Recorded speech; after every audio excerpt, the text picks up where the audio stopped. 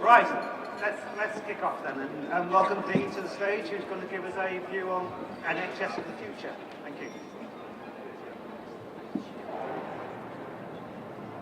Right, thanks very much, Raj, and thank you very much for inviting me here. It's one of those sorts of days really when I saw the date for this, I was delighted to be coming, but also saddened. So just to echo Raj's thoughts from this morning, today is effectively the last day of the Strategic Health Authorities and the last day of the PCTs, and when we come back over the Easter break, we come into a very new NHS with different architecture, but it's also the last day of employment for people that I've worked with for many years. So there's people that are moving on into new and exciting jobs, and they'll have some trepidation about that, and there's people that are leaving because they've come to the end of their careers, and that's sort of great for them. But there's also people leaving today that don't want to, but because they have to. And despite what the media may say about this, I don't know in any circumstance in which redundancy can be seen as a perk. So those are people that I think have encouraged me in my NHS career, and I'm going to miss them enormously over the coming period of time. So if you do see them today, do wish them well, and do support those that move into new roles next year. But it's also great to be coming to speak at an event like this, and for anyone that organised it, I can't think of having any more pressure really. Those of you that know me know I don't like flying, so when that plane noise comes across, if any of you go, ah! that will just hasten my sort of departure from here. I'm stood under what must be the most iconic piece of British manufacturing ahead of us. I think the French make the wheels, but the iconic British engineering that we've got here. And not only that, if you wanted any more pressure, just over here there's a ticker tape telling me how much time I've got before I've got to clear off the stage. And I was just watching, in terms of looking at technology, when you think the world's gone mad, in terms of looking at things like health and safety. Can you spot these signs over here by the entrance that say, danger, do not use for access when hydraulic power is on, which must be the equivalent of, when you see on Peanuts, danger may contain nuts. I wonder what this is for. I'll just have a wander in. So we've got that there. But it's great to be here, and I just want to go through a few things with you as we talk through today. So I think as we sort of move forward into the future, what we've got is three sort of important contextual issues that the NHS is facing, in no particular order. The first is the financial challenge. The second is the report into Mid-Staffordshire, the Francis report, and the impact that will have on the NHS. And the third one is demographics and the rise of social media in terms of how we do things, particularly in HR. So I want to go through each of those sorts of areas and have a look about some of the implications for that. And also to answer Martin's question about what is the financial situation. Can we explain it in the NHS? I don't know, does anyone know how much we spend on the NHS in England each year? Anyone got any figures? No one brave enough to shout a number out. 3 billion. 3 billion I can hear. Higher, lower? Higher? Any higher?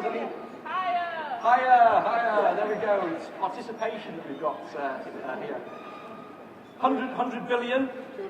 200 billion. Okay, well let's have a look what we've got. We've got the NHS. Oh, does anyone know how many staff are employed in the NHS? How many staff work in the NHS? Sorry, how many staff work in the NHS? Well, the answer to the question, how many staff work in the NHS? If you saw the Daily Mail this morning, about half of them.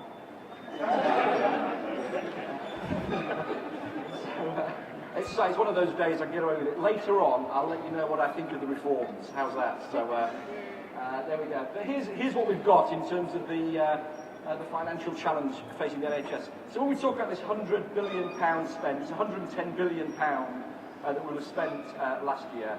We talk about the savings we've got to make. Does anyone know what that figure is? It's £20 billion is this figure that comes up, sometimes called the Nicholson Challenge, that you might have heard of, £20 billion coming up. And as we're shouting figures around there is something about millions and billions, isn't there? That we sort of say them in the same in the same sort of breath. But if I just give you some sort of sense here, when we talk about £20 billion worth of savings or £110 billion, what's your name, sir? Gary. So Gary here. So if Gary had won on the lottery, and by the way, Perry used to work at a big lottery fund. If Gary won £1 million, that's, by the way, don't think it's easier, you know. But if Gary won £1 million on the lottery and I paid him out £1 a second for £1 million, how long before he's got his £1 million? Now, one of the things that in an HR audience, I would always say is 1 million seconds, because they're not very good with numbers. So it's 1 million seconds is correct. How long is that? It's 11 days, okay? So 11 days before he gets his £1 million. If I was to keep on going at £1 a second until he got to £1 billion, how long would I have to stand here? There you go. Someone else doing the things? What does it work out to? By the way, after this, I'm going to get you all to divide your garden up into 9 and put a pig in each one. So like a maths lesson. And after 32 years, okay? So the difference between $1 million, 11 days at £1 a second, and $1 billion, 32 years. So when we talk about millions and billions, so the NHS spends £110 billion, and it goes something like this in terms of the challenge that we face. So what we've had over recent years, last 15 years or so, is money coming into the NHS over and above the rate of inflation, something like about 6% in real terms growth that's been coming in at the NHS. So if you look back in '97, for example, if we spend £110 billion now, back then we were spending £35 billion. Yeah, so significant growth in money. In terms of if that's the money that's been coming in, well, that's what we've spent. Okay, we more or less spend the same amount that's coming in each year into the NHS, and that's also what's happened to activity. Activity into the NHS has continued to grow. If you look at the number of 999 calls, for example, in ambulance services, each year they go up by about 3 or 4%. If you look at people going to GP surgeries or A&E and walk-in centres, they tend to go up by about 3 or 4%. So the dotted line is what's going to happen to the money going forward, which, as Martin was saying, depending which of the commentators you believe, is roundabout inflationary growth. Slightly above, slightly below, but roundabout inflationary growth. We know if we do nothing, that's what will continue to happen to activity. Activity will continue to rise in that way, and that gives us a problem. It first of all gives us a cash problem, because the background rate of growth in the NHS is higher than inflation. So wages, rates, rent, drug costs all tend to go up more than normal inflation, tend to be higher than normal inflation. And then the second part is, if you like, a productivity gap that we've got, doing more with the same or more with less. So trying to be more efficient in the way that we do things. And that gives us this £20 billion gap at the end of that 2015 period. And importantly, you look here, that's not £5 billion 1 year, plus £5 billion, plus £5 billion. That's £5 billion that was saved last year. By the way, if you're in HR, largely as a result of a pay freeze. So about £3 billion of that came from pay freeze. So this year it's retaining that plus another £5 billion, so £15 billion in total. Next year, that 5, that 10, plus 15. So you're getting up. So it's the gap that we've got at the end of that period. So as you can see, as we're going forward, this becomes more and more challenging in terms of how we meet that. So the challenge for us in terms of HR is, one, can we get things more efficiently? i.e., can we get the cash and the way that we do things, getting more for the money, and then can we use our workforce differently that we can get them more efficiently? So the things that Raj was saying about telemedicine, for example, would be a great example of how we do that more efficiently, taking it forward. So that's challenge number one that we've got around this sort of financial challenge, and it's worth, you know, in terms of looking at that graph, just remembering 20 billion, 32 years for $1 billion. That's 20 billion pounds that we've got to save on there. Then the next big contextual challenge that we've got is the Francis reports, which have been on all papers at the moment. So this is about the events at Mid Staffordshire that we've had. If anyone saw the report, has anyone read it? Has anyone read the executive summary? And you're still lying, aren't you? Because the executive summary is 125 pages long, okay? But it's got 290 recommendations, and this is one of those things really where it's a big comprehensive report. And I guess if you're a civil servant, the fact that it's 2,000 pages long and 290 recommendations makes it quite easy in terms of doing a response, because there's no big issue that we've got in terms of taking it forward. You can say, this is the problem that we're addressing. And you might have seen the government's response just earlier this week coming up, and then various people say, well, they didn't pick up on this, and they didn't pick up on that, and there was nothing about patient's voice, and not enough about culture, and not enough about whistleblowing, or not enough about system redesign or accountability in this sort of system. You've got that, so it was sort of lacking, as it were, this big strategic narrative. What is the problem that we're trying to fix that you can sort of easily identify with? So in one regard, that's helpful, I suppose, in terms of trying to look at something that's big like that, but it's unhelpful in terms of us, in terms of HR, in terms of, what's the strategic narrative we take forward to really leverage change through that. So what we've seen on the telly, for example, is that because it's this complicated thing of 2,000 pages, the thing that's easy to understand about it was whistleblowing. And that seems to be what's dominated the sort of press and the media around this issue. And an important issue it is, but it's not the only issue that we need to address. And when the government came out with its response yesterday, one of the things that Robert Francis said, people are talking about issues that they have or haven't picked up on, but it's really important that every organisation has a look about what it is that you're doing on the back of that, not just looking at what the government said in terms of its response. So, I would look at it in terms of the report as sad as it was in terms of the impact it had on those patients, and to receive it, as it were, as the world's biggest organisation development challenge. That's what we've inherited, I think, in terms of HR, the world's biggest organisation development challenge. Because when you look at it and you read that report, what you'll see is it's got implications for example, the way that we recruit staff, or we've got the right values for them, the way that we select staff, the way that we appraise staff, the way that we train staff, the way that we develop staff, the way that we manage staff, the way that we supervise staff, and the way that we lead staff. That's before you get into some of the issues of reward and the other things that we're going in. So, within that context, this is an enormous organisational development challenge for us. And if we take it in the context of that financial challenge and have a look at this, how do we leverage the change through there, we could be the generation, as it were, that takes something like Francis, which at the moment is this sort of byword for failure in the health system, and that becomes a byword for improvement. So we take that, we look at the financial situation, so we've got to change significantly. We've also got to look at the cultural issues facing us that Francis so clearly highlights within that report, and we try and take that as an improvement issue. That's the challenge, as it were, for HR that we've got. So if you look at that, government brought its response out yesterday. I think one of the things they did acknowledge up front was this was a cultural issue. So although it was looking at the particular events in Mid-Staffordshire over a number of years, it was saying that the problems that Mid-Staffordshire faced was because the system overall failed to spot those issues at various stages that we've got to sort of pick up on. There are various people that are sort of coming out yesterday saying, well, it's a cultural issue, you need to deal with the leadership issue. You and I know that culture in organisations is multifaceted. Okay, so there's something, when you look at the culture change, is that we can acknowledge that working in the NHS, that what we've got is an NHS that for the vast majority of the population, people come in, receive high quality treatment and are very satisfied with the job of work that they've got. People are waiting less than they've ever waited before, and that's good cultural stuff. So the challenges that we're looking at culture is how do you retain that? What's in a million people every 36 hours, and the vast majority of that goes right for people, and they're delighted with the service that they get. How do you retain that whilst acknowledging that when it goes wrong, we can't use that to compensate for what goes wrong? We've got to do something more about. So just the fact there's a lot of good is not a good enough answer to occasionally it goes wrong. So how do we get that right and better in that context? That has to be more than a tick box issue that we have a look at there.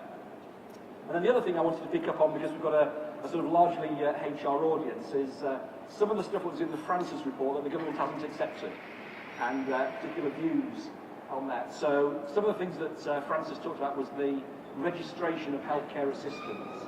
And the government's come out. If you want to know what I think of the overall system changes, by the way, when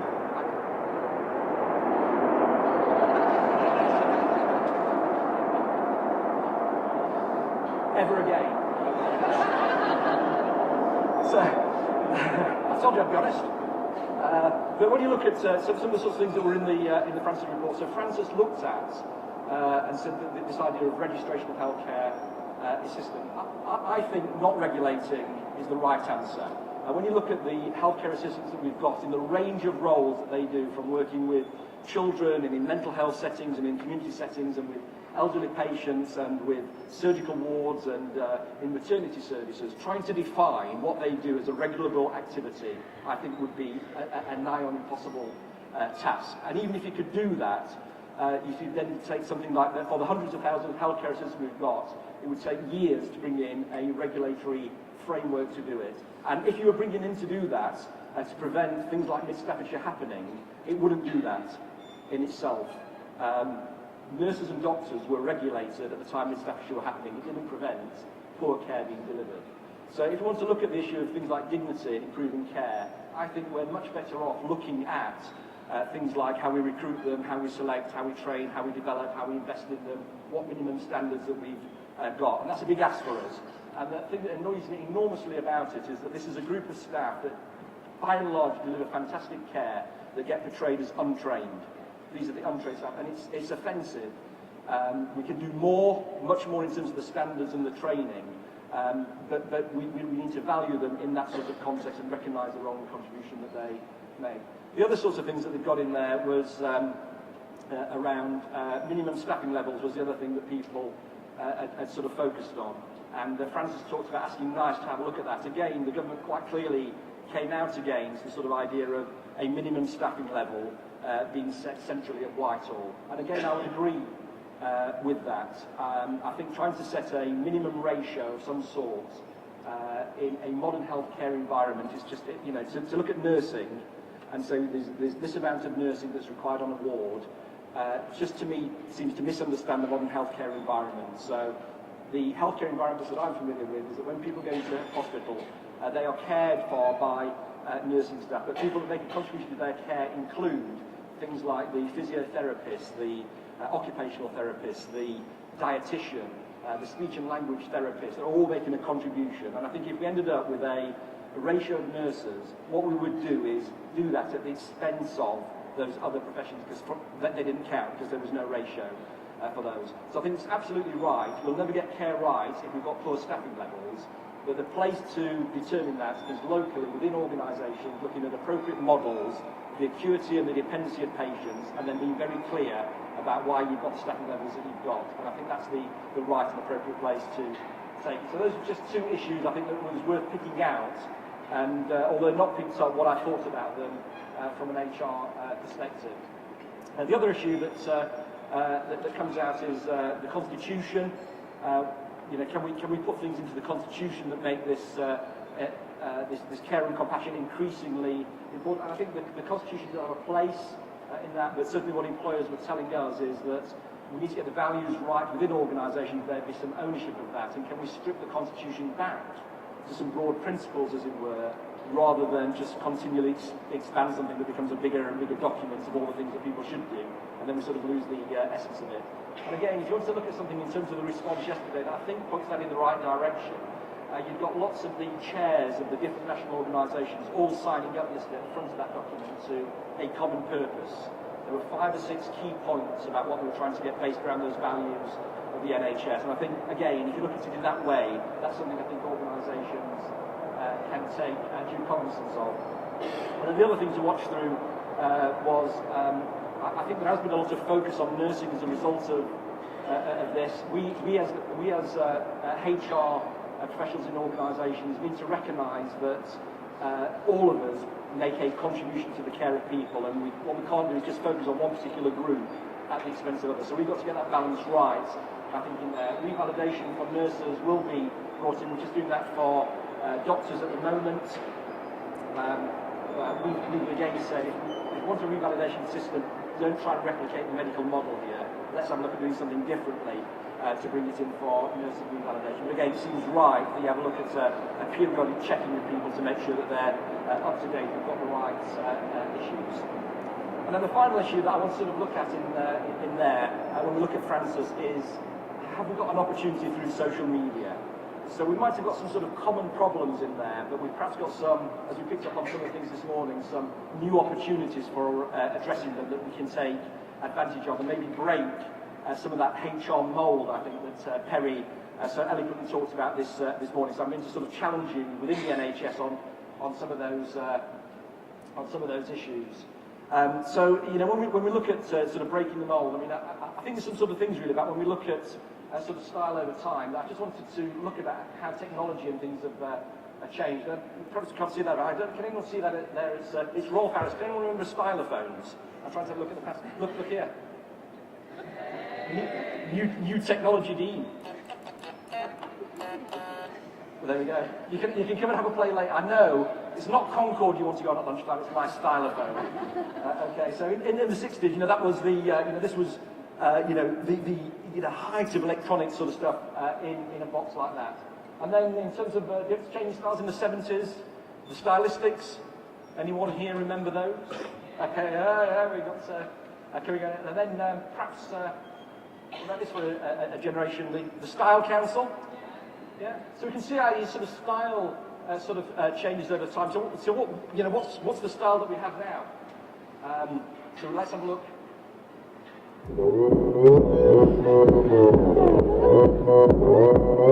Oppa Gangnam Style. Gangnam Style. 낮에는 따사로운 인간적인 여자 커피 한 잔에 여유를 아는 품격 있는 여자 I might hit with the kids up once, just so that you know, on there. But there you've got a sort of South Korean singing in Korean to a worldwide population with billions of YouTube hits in there, more than Rolf Harris and his stylophone could ever have imagined. And by the way, not paid for, you know, sort of just there, you know, in terms of how we sort of engage with that community. So there's 5 myths that I want to sort of address really, that I think that maybe HR harbour sort of secretly in terms of preventing going forward, and a sort of opportunity for us to sort of break some of that mould. So here's my 5 myths about why we don't use social media in the NHS. So the first one is, well, it's a pointless exercise, Dean, because anyone that works in the health service will know that staff don't have access to IT. So got you there, Dean. Yeah? You only have to go into a hospital to see that what we've got is staff that are spending lots of face-to-face time with patients. They're not sat behind a PC or a tablet or doing their sorts of things. They're out there caring for people. They haven't got that access to the equipment they've got. That's even more acute if you start looking at our staff that work in a community setting, that are going around people's homes and travelling all day and sort of going out there, or in mental health clinics they've got out in the community. It's a fair point, isn't it? It's a fair point. But can I just, how many of you here have got an iPhone with you? Or an iPad or an iPod? I just put up so something like one of these. So if we're asking that same question in our organisation, how many of our nursing, physiotherapists and doctors would have their hands up? So I guess what I'm saying is they've got the technology and they're not waiting for you to provide it for them. I think the world will move on. Perry mentioned earlier about the sort of bring your own device generation, but people are doing it anyway. If you're on the bus and the trains, people are engaging with that technology. They're not waiting for you to provide the PC for them. And those that haven't got it, by the way, will be online at home. They will be downloading podcasts and newspapers and YouTube videos to watch on the train. So why not your newsletter? Why not a note from your chief executive? Why not some of your summary policies and procedures that you want to sort of get out in there? People have got the technology. So I think we can say myth number 1, dead. By the way, if someone came in from the 1950s when Perry was born, and you said to them, you know, they suddenly arrived in this space and said, so what's changed then, Dean? You could say to them that I've got all the computing power that existed in the world in 1950 in my pocket. All the computing power that existed in 1950 in my pocket. And not only that, I can use this to send people pictures of cats and get into arguments with people I don't know. So myth number 1. Myth number 2, our IT department blocks access because of security. We've got access, you know, when you don't understand this, Dean, you know, when you're looking at technology in the workplace, people can hack it and they'll be able to get access to patient data and staff details. So that's why we can't let you have it, this big security issue. We'd love to let you have it, but we can't. Yeah? And again, you think, well, it's a sort of good point. But how come some organisations do it? The commissioning board, loads of people in the commissioning board, soon to be called NHS England, loads of people in the commissioning board are on Twitter. They've got access to patient data. There's many trusts out there that are allowing staff access to things like Facebook and Twitter that seem to have overcome the security problem. So what I suggest to you, if that's an issue, it's about getting into the organisation and saying, if they can do it, why can't we resolve that issue? And then I guess that one of the things that will come back occasionally to you is to say, but if we do provide internet access, people just abuse it. That's the sort of issue. They're going to download all sorts of information and waste their time on Facebook and Twitter when they should be working. The staff don't need a internet point to Skype off work. All you need to do is bring in a magazine and find a quiet corner somewhere. If that's the worry, it's not security that's the problem. There's another problem in the organisation, if that's the sort of worry. So myth number 2. Then I like this one. This is the finance department. Where's the return on investment? Where's the return on investment on this? When you show me some return on investment, we've got people doing this, then I'll, get engaged with it. Fair point? The good thing is that we're spending taxpayers' money. So the things I would say is, can you show me then the return on investment business case that we have for people using telephones, the return on investment that we have for the staff newsletter, the return on investment that we have for staff briefings and team brief? I've never seen, I've worked 20 odd years in the NHS, I've never seen investment data for that. We do that because we know that makes sense to engage with staff. This isn't something different to do. This is doing what we already do better, in the same way of engaging with people, and we can engage with people much better in that way. So kill that one off. The next one, and again it was touched on this morning, is, it's just too risky in the NHS. There's a big reputational issue here. We'll have all sorts of people posting inappropriate photos of themselves on Facebook or saying things on Twitter, and it will be reputationally damaging for the organisation. And that's true. That may happen occasionally. Someone said this morning, billions of people on Facebook and on Twitter. We've got, these things happen occasionally. I can't remember, and I can recall some of the stories. I have no idea where they were now. In the last 3 or 4 years, half a dozen stories of a nurse that had put a picture at a party somewhere drunk, or somebody else that had done something. There's far more difficult stories for us that just in the normal press and the media. The benefits of social media far outweigh any of that potential risk. There is a risk, but the benefits are far, far greater in terms of engaging with people than any of that risk at all. And then the final one that we've got is this. I haven't got time to do it, and usually said if someone looks down there knows me, rather than tweeting me, I'm too busy doing my real job. So it's said in that sort of way, isn't it, that you're wasting your time doing it. And again, I think that's just a complete misunderstanding. This isn't doing something additional. This is doing what we already do better. This is a way of engaging with people in a way that we found. It's the new management by walking about. Okay, so when we sort of go, if you want to be seen, people used to say, go and walk around, let people see you. You can do this much more effectively on the internet with staff, with patients, with patient groups, with trade unions, than you can by walking around the organisation. You get access to thousands and hundreds of thousands of people in terms of the things that you're doing. So it's not doing something additional, it's doing what you already do in a better way. So that's some of the sorts of things. Some of the things I think we've been trying to do in response to that. We have been trying to show, I think, a bit of leadership in this space. So there is that a conservatism, I think, that exists around when we're looking at staff policies and procedures of being careful. Let's not be at the forefront of this. Let's just wait.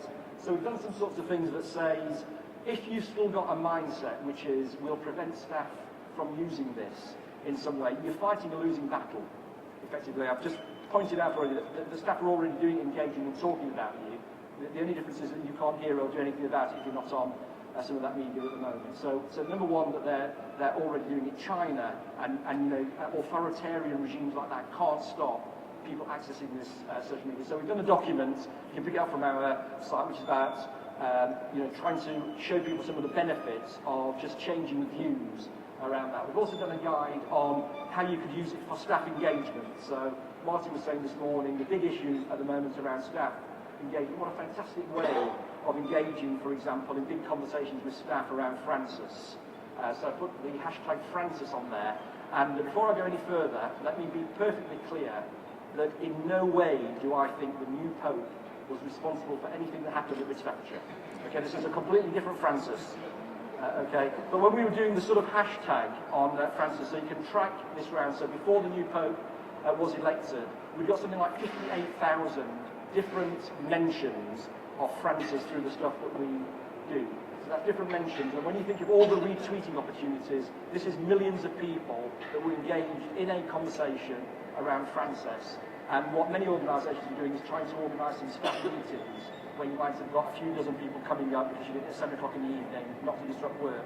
These are mechanisms that we could have used and can continue to use in terms of doing that. And then the other thing that we're going to do, as I say, in addition to the staff engagement one, is one on recruitment. Now we can use recruitment and LinkedIn and Facebook more to attract the very top talent that we've got coming into the NHS. I was watching HR graduates earlier, and this is a time, if like Raj and people that you've been around for some time, it's a time just to be afraid.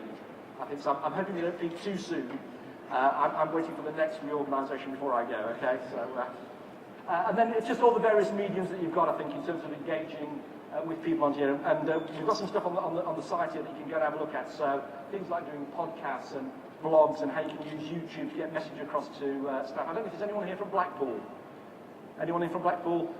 Just one of the sorts of things, if you've not seen it, have a look at the staff flu video that they did at Blackpool.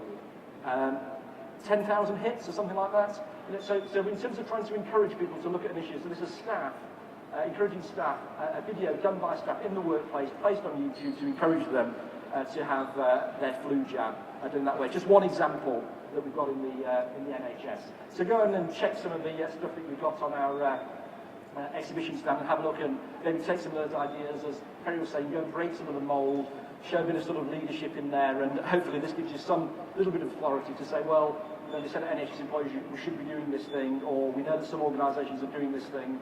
We've also got examples on there of chief executives, for example, that are very active on Twitter within their organisations as just a way of showing that we've got it done. In addition to that, you've got things like the Nursing and Midwifery Council, the General Medical Council, all providing guidance at the moment on how to use social media safely. They've accepted that people are going to use it. Let's just do it safely within the normal parameters that we've got. And then the final thing I want to finish with is just, because this is a bit of about starting a movement, and it's sort of difficult to do if you're sort of by your own. So I just wanted to show you a video of how you could go about, from today, starting your own movement. So unlike Perry, who grew up in the 70s, there's a video of me here. I was sort of more an 80s child and went to the sort of rock festivals and those sorts of things. And what we'll see on here is how you can start a movement. This is a guy who's going to be explaining what's going on, just sort of out at the back of the moment. And Perry was talking earlier about TED Talks. So this is one of those TED Talks that we've got, and it's an example of how to start a social movement. I'm starting to speak slower at this stage because I can see that the guy at the back is now desperately trying to load up the internet access to make it available, but it is definitely coming, and I can keep on talking. I'll have to bring Perry back up in a moment and he go through his slide, but he's not giving me the cut-off yet, so I know we can get there on this if we just keep on going. And anyone that wants to come and play with my stylophone, so here we go.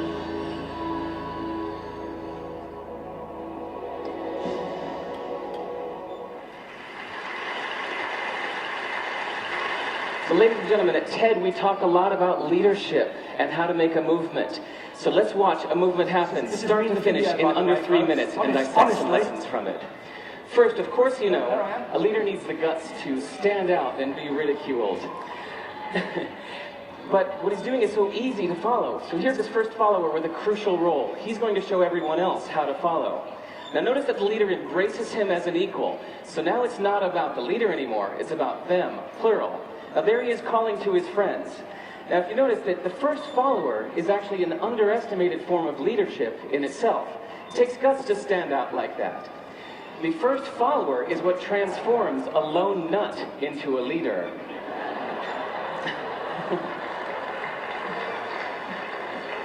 And here comes the second follower. Now it's not a lone nut, it's not two nuts.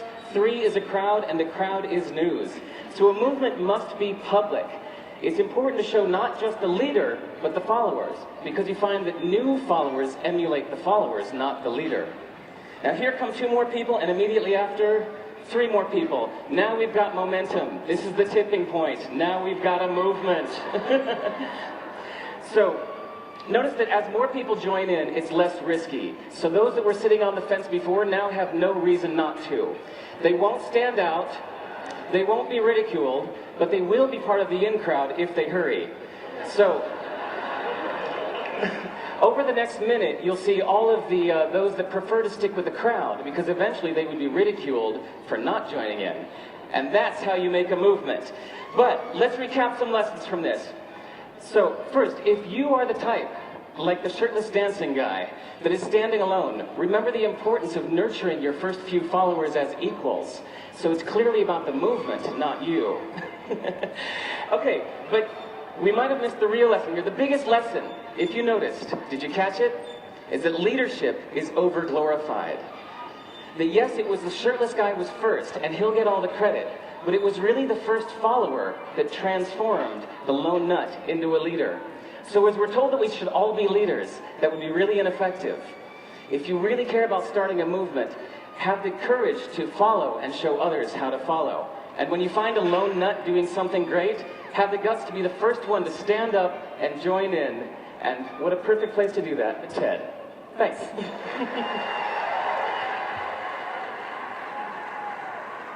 And thank you. So go back to your workplace, go and find yourself a lone nut and join in. Thanks very much.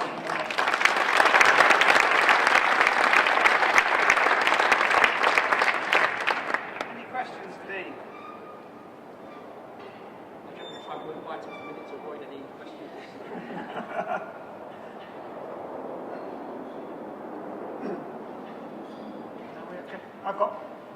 I guess this is an ask rather than a question. Newspaper after newspaper denigrating the work that we in the NHS do. And I find that personally really, really difficult. I'm really proud of the NHS.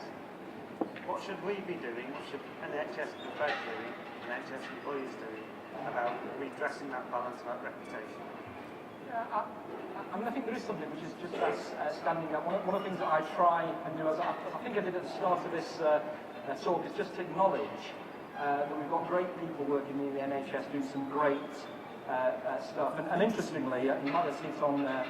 When I came in this morning, I was just coming in on the train, and it sort of occurred to me that it was the last day of the SHA. So I said, today's the last day of the SHA. We're going to lose some great people. If you have a look on something like 40 or so retweets of that sentiment. So there might be something in the newspaper about the horrendous chaos that managers are getting and they're going to turn up again. There's a story in that. It's something to do. But we've got an ability, I think, through things like social media, to tell a different story as well, and to tell some of the reality, and actually to connect with a lot of people. So I think it's something like 8% of the population read a newspaper, and 40% of us are on Facebook, just as a sort of example around those sorts of things. So we can, I think, use some of that new media to be creating a different narrative, to one that might exist around Newsnight and those sorts of things that come on.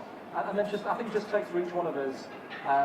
There was a thing I picked up probably about a year ago, where a friend of mine who's a director of nursing, her mother used to refer to her as a nurse because she was embarrassed to say that she was a nurse manager. And that's when something's gone wrong, when your daughter reaches the pinnacle of her career and your parents are a bit embarrassed about it. We have to tell stories, so that's not an embarrassing thing, that's a fantastic thing for someone to start up as a healthcare system, work through in a fantastic organisation like the NHS, and get to something with a pinnacle of their career. We should celebrate at those moments. And I think if each of us tell those sorts of stories to other people in events like this, when you're in the restaurant or a bar with somebody, or just chatting over lunch with people, and they're proud of what it is that you do. That starts to at least create a different narrative to the one that exists just on TV. Thank you.